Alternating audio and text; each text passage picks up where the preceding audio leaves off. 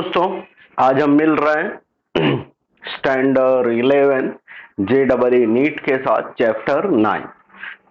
यहाँ इस चैप्टर में हमने पढ़ा था दोस्तों स्ट्रेस के बारे में, स्ट्रेन के बारे में, young modulus, bulk modulus, shear modulus और इलास्टिक पोटेंशियल एनर्जी। तो ऐसी ही कुछ चीजें हमने डिस्कस की थी।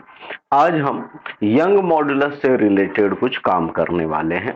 तो पहले दोस्तों हम यंग मॉडुलस से रिलेटेड फॉर्मूलाज को डिस्कस करते हैं और फिर हम आगे बढ़ते हैं। तो हमको पता है कि यंग मॉडुलस वाई से डिनोट करते हैं, फॉर्मूला होता था FL upon A delta L. F क्या है? Force, L original length, A area और डेल्टा एल क्या होता था? चेंज इन लेंथ या एक्सटेंशन या एलोंगेशन। हम इसको इस तरह से भी लिख सकते थे, F को mgl अपॉन A को पाई आर स्क्वायर डेल्टा एल, इस फॉर्म में भी हम लिखते थे दोस्तों। तो ये हमारा यंग मॉडुलस का फॉर्मूला है। अब ये यंग मॉडुलस की जो वैल्यू है वो मटेरियल के हिसाब से बदलती रहती है। जैसे हमारे पास स्टील है तो उसका यंग मॉडुलस कुछ और होगा, ब्रास है तो उसका यंग मॉडुलस कुछ और होगा। तो यंग मॉडुलस की वैल्यू मटेरियल के हिसाब से बदलती रहती है। ठीक है। अब आइए हम एक एक क्वेश्चन देखते हैं और सॉल्व करते हैं। तो हमारे पास यहाँ जगह नहीं थी, इधर 5th नंबर पर क्वेश्चन है हमारा। लिखा है Young's modulus of steel is twice, Young's modulus of steel is twice that of brass. मतलब स्टील का यंग मॉडुलस ट्वाइस है। किसका ट्वाइस है? तो दोस्तों स्टील का, सॉरी, स्टील का Young modulus is twice that of brass. मतलब दोस्तों YS इक्वल टू, स्टील का यंग मॉडुलस क्या है? ट्वाइस। किससे? ब्रास से। तो YS इज 2 टाइम्स ब्रास। ठीक है दोस्तों, तो ये हमारी कंडीशन है, लिख लिया। Two wires of same length and area, one of steel and another of brass are suspended from the same roof, यानी कि सेम रूफ से ब्रास वायर और स्टील वायर लटकाए गए हैं। ये ब्रास वायर है, ये स्टील वायर है। If we want the lower end of the wire to be at the same level, weights added to the steel and brass wire must be in the ratio। मतलब इनका जो नीचे का level है वो थोड़ा ऊपर नीचे है। तो बोल रहे हैं कि हमको अगर ये बैलेंस करना हो तो इसमें अब कौन सा ऊपर है कौन सा नीचे ये अभी आइडिया नहीं, तो हमको कौन से रेशियो में वेट को ऐड करना पड़ेगा। यानी कि दोस्तों यहां पर हमको वेट और यंग मॉडुलस का रिलेशन बनाना है। वेट और यंग मॉडुलस का रिलेशन बनाना है। ठीक है। अब देखिए यहां पर हमारे पास स्टील है और ब्रास है। तो अगर हम दोनों के लिए फॉर्मूला लिखना चाहें तो हमारा पास फॉर्मूला तो यही है, या समझ लो ये है। इसको हम थोड़ा इस फॉर्म में लिख रहे हैं, y equal to mgl upon A delta L. अब यहाँ कंडीशन क्या है कि दोनों सेम नीचे की लेंथ हो जाएं। हमको वो रेशियो निकालना है, मतलब एक्सटेंशन सेम हो जाए। That means delta L S should be equal to delta L B. Delta L S should be equal to delta L B. तो अगर हम यहां पर डेल्टा एल को सब्जेक्ट बनाएं तो ऊपर mg, दोस्तों mg क्या होता है? वेट। तो हम इसको W लिख सकते हैं। तो WL अपॉन Y को नीचे ले आओ तो AY। ठीक है दोस्तों, अब देखिए यहां पर अब हमको क्या चाहिए उस हिसाब से काम करना है। तो अगर हम यही फॉर्मूला डेल्टा एल एस के लिए अप्लाई करें तो ये हो जाएगा WS L upon A YS।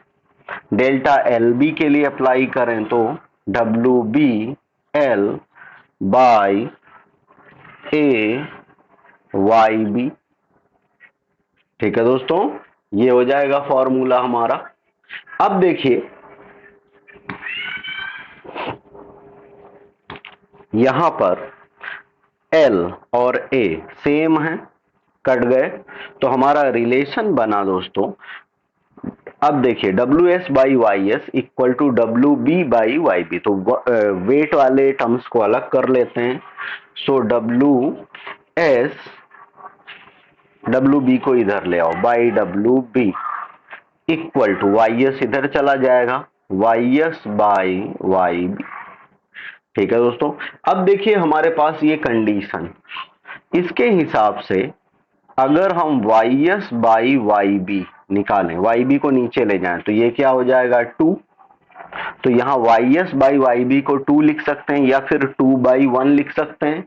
तो वेट का रेशियो क्या हुआ दोस्तों, 2:1, यानी 2:1 के रेशियो में हमको यहाँ पर वेट को ऐड करना पड़ेगा। ठीक है, तो ये हमारा क्वेश्चन था। आगे बढ़ते हैं अब।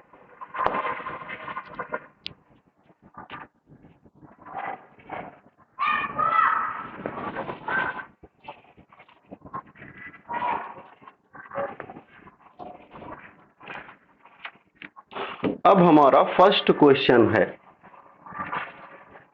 लिखा है 2 wires are made of the same material and have same volume. 2 wire है दोस्तों जिनका की मटेरियल सेम है, वॉल्यूम सेम है।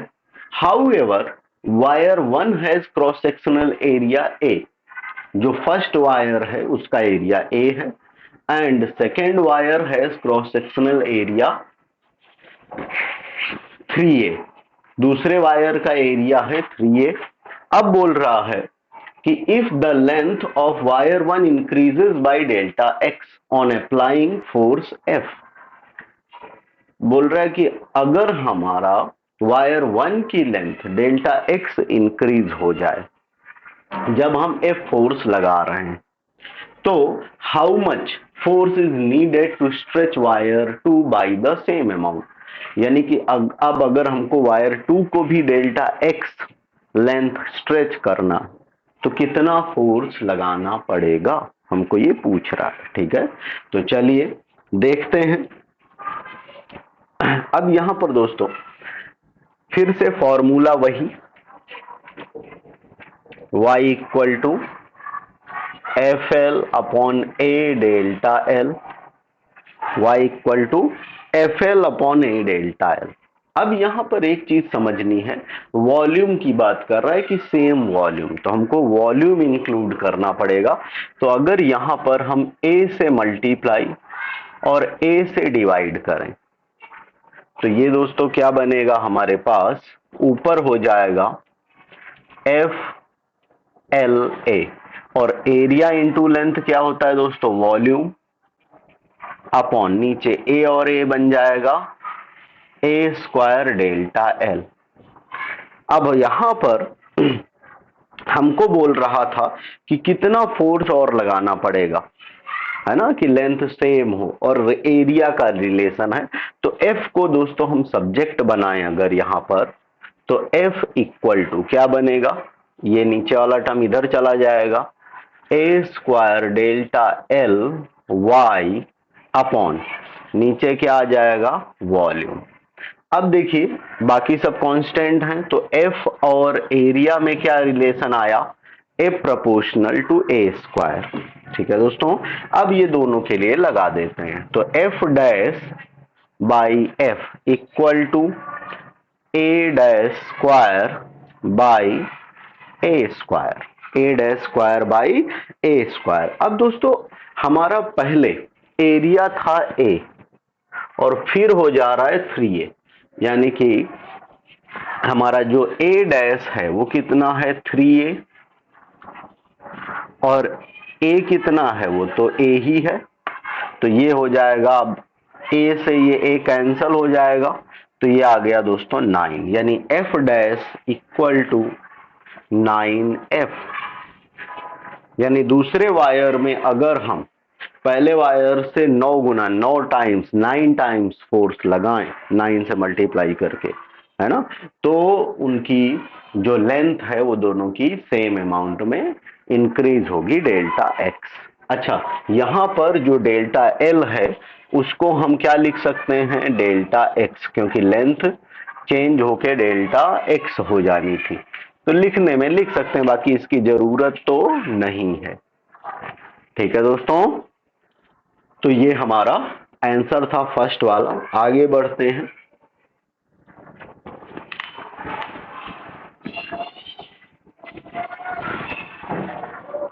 सेकेंड नंबर,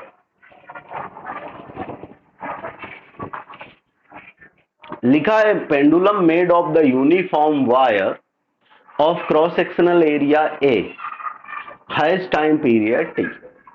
एक पेंडुलम है दोस्तों जो कि एक यूनिफॉर्म वायर से बनी है, जिसका एरिया ए है और टाइम पीरियड टी है।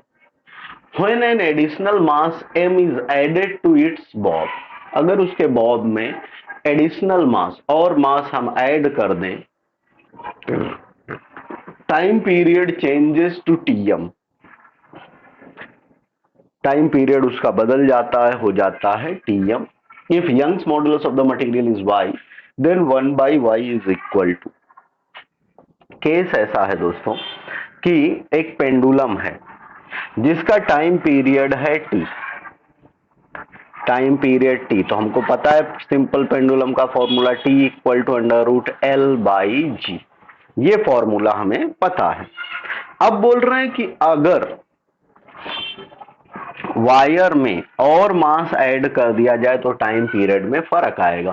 तो दोस्तों टाइम पीरियड में फर्क कैसे पड़ेगा, मास तो है ही नहीं, इसका मतलब है कि मास ऐड करने से इसकी लेंथ चेंज हो जाएगी, मास ऐड करेंगे तो इसकी लेंथ चेंज हो जाएगी, जिसकी वजह से टाइम पीरियड में फर्क पड़ेगा। तो फिर हमारा टाइम पीरियड कितना हो जा रहा है, टीएम, तो ये फॉर्मूला हो जाएगा 2π√, पहले लेंथ एल थी, हमने मान लिया फिर हो गई डेल्टा एल बाई जी।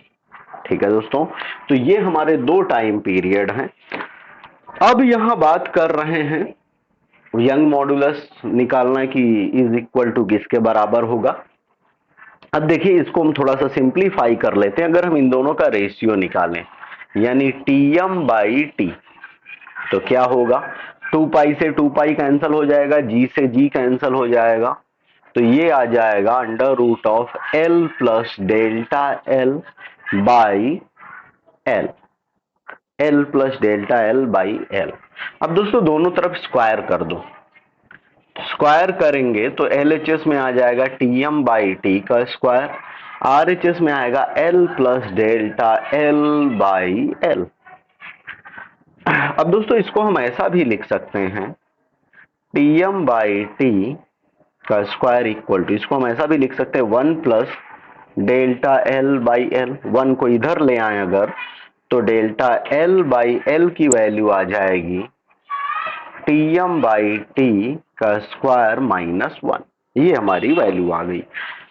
अब देखिए यहां पर हमको यंग मॉडुलस की वैल्यू की बात कर रहे थे, तो अब हमको यंग मॉडुलस का फॉर्मूला अप्लाई करना पड़ेगा। नाउ यंग मॉडुलस का फॉर्मूला क्या होता है दोस्तों, Young's modulus y equal to mgl upon A delta L, mgl upon A delta L, ये फॉर्मूला हमको पता है। ठीक है, बट हमको वैल्यू किसकी चाहिए दोस्तों, यहां पर 1/y, तो इसको उल्टा कर दो, तो ये बन जाएगा 1/y इक्वल टू, उल्टा करेंगे तो a बाई एम जी, मैं ऐसे लिख रहा हूं और इसको अलग से लिख रहा हूं डेल्टा एल बाई एल, यानी ये वाले टर्म ऊपर चले गए तो a डेल्टा एल ऊपर आ गया, नीचे एम जी एल आ गया। अब देखिए डेल्टा एल बाई एल, इसकी जगह में हम ये वैल्यू यहां पर लिख सकते हैं, तो लिख देते हैं। So 1/y equal to a by M G TM by T का स्क्वायर -1, ये आ गया हमारा आंसर। ठीक है दोस्तों, ये हमारा आंसर आ गया।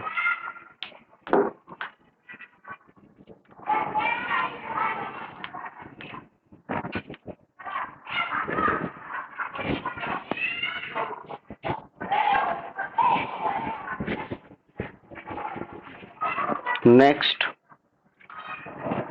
थर्ड नंबर, अब देखिए लिखा है a thick copper wire of density 1.5 into 10⁻³ kg per metre cube, यानी अपने को रो दिया हुआ है density, and Young modulus Y दिया है 5 into 10⁻8 newton per metre square, 8 metre in length, यानी कि एक कॉपर रोप है जिसकी टोटल लेंथ है दोस्तों 8 मीटर। ठीक है, अब देखिए when hung from the ceiling of room, यानी कि उसको हम सीलिंग से लटका रहे हैं, तो increase in its length due to its own weight is, इसके खुद के वेट की वजह से इसकी लेंथ में क्या चेंज आएगा, यानी डेल्टा एल क्या होगा। ठीक है, ये हमको यहां पर निकालना है। अब देखिए यहां पर फिर से हम वही चीज अप्लाई करेंगे। हमारा formula y equal to mgl upon, अब एरिया वगैरह तो कुछ दिया नहीं है तो डायरेक्ट हम इसमें ऐसे लिख देते हैं a डेल्टा एल। ठीक है, a डेल्टा एल लेंथ दी है हमको। ठीक है, अब देखिए यहां समझते हैं। अब दोस्तों इसको हम यहां पर ये जो लेंथ में एक्सटेंशन आया, ये हम अलग वेट नहीं, यहां मेन चीज क्या है लिखा है, increase in length due to its own weight, खुद के वेट की वजह से। तो खुद के वेट की वजह से जो एक्सटेंशन है तो वो सेंटर ऑफ ग्रेविटी से लगेगा, सेंटर ऑफ ग्रेविटी यानी इसके मिड पॉइंट पर होगी। तो अब जो टोटल लेंथ एल ले रहे थे उसकी जगह में ये क्या लेंगे हम, L/2, क्योंकि इसका जो एक्सटेंशन है वेट है वो सेंटर ऑफ ग्रेविटी से लग रहा है। तो ये हमारी वैल्यू क्या आ जाएगी दोस्तों, L/2। अब देखिए अभी इसमें काफी कुछ सिंप्लीफाई करना है, तो mgl अपॉन ये बन जाएगा 2, नीचे आ जाएगा तो 2a डेल्टा एल। अब दोस्तों हमारे पास मास नहीं है, तो अब मास नहीं है तो क्या करें, बट डेंसिटी है, तो हमको पता है mass equal to density into volume, और हमको ये भी पता है कि वॉल्यूम क्या होता है, area into length, area into length. तो इसकी वैल्यू हम यहां पर डाल देंगे, मास की जगह में ये वैल्यू डाल देंगे, तो क्या बन जाएगा,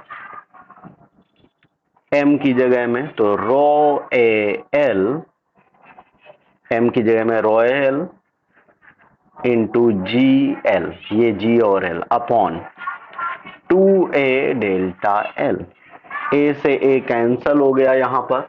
अब देखिए अपने को निकालना था यहां पर इंक्रीज इन इट्स लेंथ, यानी डेल्टा एल निकालना है, तो सब्जेक्ट बनाएंगे हम delta L, delta L subject बनाएंगे तो फॉर्मूला हो जाएगा, ऊपर हो जाएगा रो एल स्क्वायर जी अपॉन, नीचे आ जाएगा 2y, नीचे आ जाएगा 2y। ठीक है दोस्तों, अब हम इसकी वैल्यूज डाल देते हैं। So delta L equal to, अब लेंथ इसकी टोटल लेंथ 8 मीटर है, अब डेंसिटी पहले लिख लेते हैं, डेंसिटी है 1.5 इंटू 10⁻3, लेंथ 8 है, यहाँ पर 8 मीटर, तो 8 का स्क्वायर यानी 64, जी की वैल्यू जर्नल सॉल्व करने के लिए 10 ले लेते हैं हम। ठीक है, उसके बाद में यंग मॉडुलस की वैल्यू 5 इंटू 10⁻6, तो 5 इंटू 10⁻6। अब इसको हमको सिंप्लीफाई करना, इसको कट कर दिया तो ये आया 32, 5 से इसको कट कर दिया तो 0.3। अब देखिए पावर में यहाँ 3 पावर है और ये 10 है, तो पावर 4 हो गई, ऊपर प्लस की 4 पावर, नीचे है हमारे पास 10⁻6,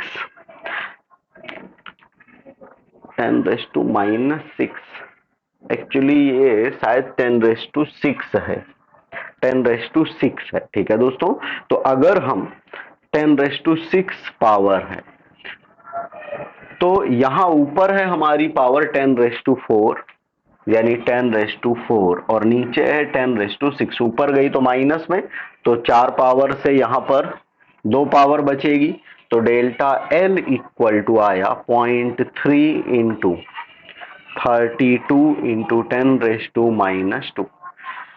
अब दोस्तों इसको हमको सिंप्लीफाई कर लेना है, तो 0.3 से मल्टीप्लाई करेंगे तो 6 इंद्र का 9, यानी 9.6 इंटू 10⁻² मीटर। 9.6 into 10⁻² metre. ठीक है दोस्तों, यहाँ पर ये हमारा आंसर आ गया, ये हमारा एक्सटेंशन आ गया। नेक्स्ट आगे बढ़ते हैं।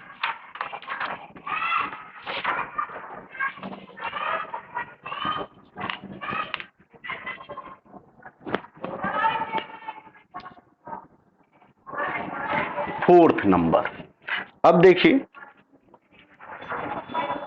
फोर्थ नंबर काफी इंपॉर्टेंट क्वेश्चन है। लिखा है the following 4 wires are made of the same material, which of these will have largest extension in the same tension applied.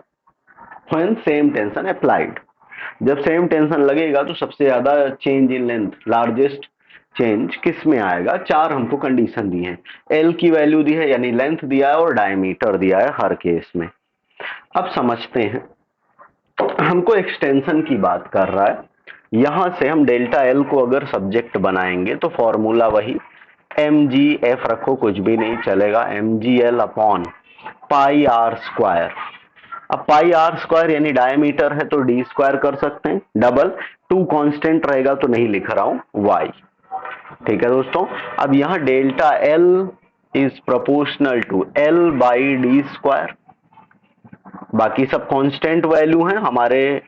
यहां क्या दिया हुआ है, लेंथ और डायमीटर, तो हमने सिर्फ लेंथ और डायमीटर रखा है, एम जी पाई डी या रेडियस का डबल जो भी कर रखो, तो 2 से मल्टीप्लाई करेंगे तो 2 सब कांस्टेंट है। ठीक है, तो हमारा जो चेंज इन लेंथ है वो किस पे डिपेंड कर रहा है, लेंथ और डायमीटर पर यहां पर। अब देखिए इसके हिसाब से देखें तो ये डेल्टा एल कब ज्यादा होगा, जब एल की वैल्यू ज्यादा हो या फिर इसकी वैल्यू कम हो। तो अपने को ये हमको चेक करना है कि इनमें से किस में ऐसा है कि एल की वैल्यू सबसे कम है, सॉरी डी की वैल्यू सबसे कम है और एल की वैल्यू ज्यादा है।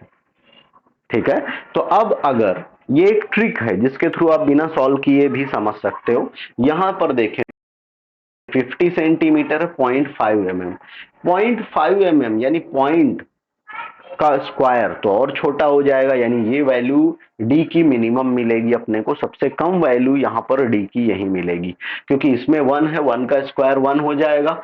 यहाँ डी की वैल्यू 2 है, उसका स्क्वायर 4, यहाँ डी की वैल्यू 3 है, उसका स्क्वायर 9। तो इसका मतलब डी की सबसे कम वैल्यू हमको फर्स्ट वाले आंसर में मिल रही है।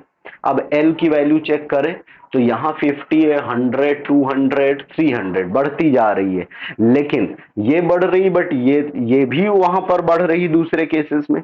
तो अगर ये भी बढ़ेगा तो ये कम होगा ही नहीं, ये तो कम होना चाहिए, इसका मतलब फर्स्ट केस है। बस हम इसको सॉल्व करके देख लेते हैं कि किसमें क्या होगा।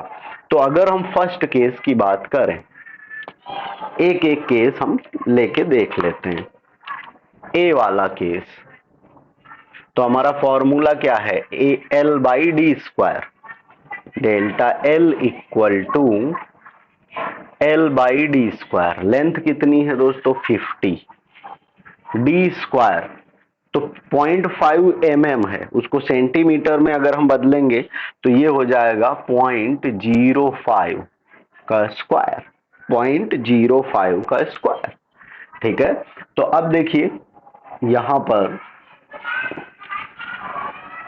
इसको अगर हम सिंप्लीफाई करें तो 50, अब 0.05 तो उसका स्क्वायर, अब देखिए इसका स्क्वायर करना है तो 5 का स्क्वायर 25 और 2 जीरो, और जीरो का भी 2 जीरो, तो ये 0.0025 यानी 0.0025, दैट मीन्स 50 बाई, हम इसको ऐसा लिख सकते हैं 25 इंटू 10⁻⁻4, 25 इंटू 10⁻⁻4, इसको हम कट करेंगे तो 2, तो ये आया दोस्तों 2 इंटू 10⁻4, ये वैल्यू आ गई 2 इंटू 10⁻4। ठीक है, अब देखिए बी केस हम देख लेते हैं, same formula delta L equal to L by D square, L कितना है 100 बाय वहां पर डी क्या है 1 mm है, सेंटीमीटर में बदलेंगे तो 0.1 का स्क्वायर। इसका मतलब हुआ कि ये आया 100 इंटू 10⁻², ऊपर जाएगा तो 10⁻², तो सॉरी यहाँ नीचे हो जाएगा 10⁻², ऊपर जाएगा तो +2, तो ये आ गया 10⁻⁴। ठीक है, 10⁻⁴। अब ये पूरी यूनिट हमारी सेंटीमीटर में ही आ रही है, सेंटीमीटर। ठीक, तो यूनिट सब में सेम आएगी। अब सी केस हम केस का चेक कर ले रहे हैं। वहां लेंथ है L/d², लेंथ है 200 और डी है 2 mm यानी 0.2 का स्क्वायर। तो 200 बाई ये 0.2 का स्क्वायर यानी 0.02 0.04, तो ये हो जाएगा 4 इंटू 10⁻²। तो 4 से ऊपर हम कट करेंगे तो ये आ जाएगा 50 इंटू 10⁻², 50 इंटू 10⁻²। या फिर हम इसको ऐसा भी समझ सकते हैं कि 5 इंटू 10⁻3। अब देखिए सी डी वाले में delta L equal to L/d²। L की वैल्यू 300 बाई d² यानी कि 3 mm, तो 0.3 सेंटीमीटर उसका स्क्वायर, तो 300 अपॉन ये हो जाएगा 9 इंटू 10⁻²।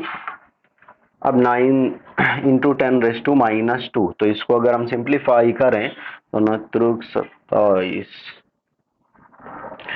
यानी फिर से 333, ये यही आता जाएगा इंटू 10⁻², इंटू 10⁻²।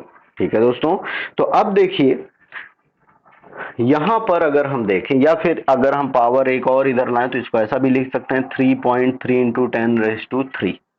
ठीक है, अब चारों केसेस देखिए, यहां पावर 3 है, यहां पावर 3 है, तो ये तो, और इन दोनों केसेस में पावर में 4 है, यहां 4 है, तो 3 पावर वाले तो वैसे ही कम हो गए, 3 पावर वाले तो ऐसे ही कम हो गए, है ना। 1000 बड़ा है कि 10,000? 10,000, तो 3 पावर वाला छोटा हुआ ना 4 से। तो अब 4 पावर वाले देखें तो यहाँ 10⁻4 है, यहाँ 10⁻4 के साथ 2 मल्टीप्लाई भी है, तो ये वैल्यू सबसे ज्यादा हुई। इसका मतलब है कि हमारा सही ऑप्शन कौन सा है, ए ऑप्शन। सबसे ज्यादा एक्सटेंशन किस में होगा दोस्तों, ए वाले में। ठीक है, वही चीज हमने चेक करी थी। तो ये हमारे कुछ क्वेश्चंस थे, बाकी के लिए मिलते हैं नेक्स्ट लेक्चर।